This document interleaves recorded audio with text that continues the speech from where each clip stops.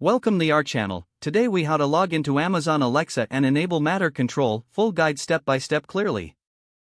To begin, ensure you have the Amazon Alexa app installed on your smartphone.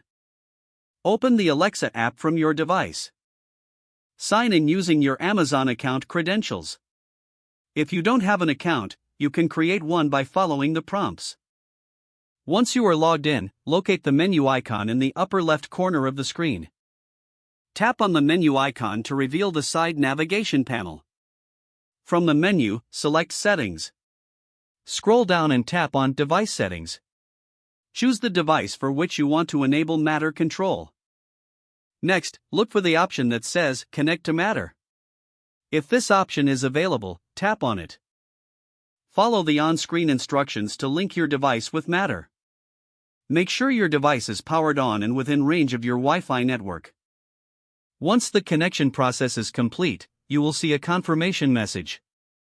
To check if Matter Control is enabled, return to the device settings. You should see an indication that Matter is active for that device. If you encounter any issues during this process, refer to the Help section in the app. For advanced troubleshooting, you can also visit the Amazon support website. This concludes the steps to log into Amazon Alexa and enable Matter Control. Now your smart home devices can seamlessly integrate with Matter technology for enhanced compatibility. If the page does not load, refresh the browser or try again in a private or incognito window. Make sure you are using the correct email address, then retype it carefully to avoid small typos. If your password is not accepted, use the reset option and create a new strong password you can remember. Check your spam folder for verification or security emails, then complete any requested confirmation steps.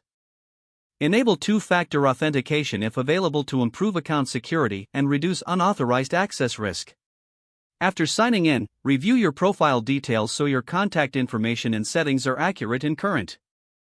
If you see an error message, note it down and try again after restarting your device and internet connection.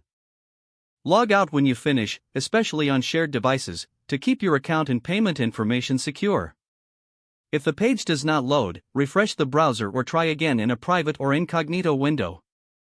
Make sure you are using the correct email address, then retype it carefully to avoid small typos.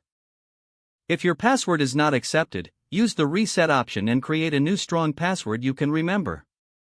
Don't forget to like this video and subscribe to our channel for more step-by-step tech guides.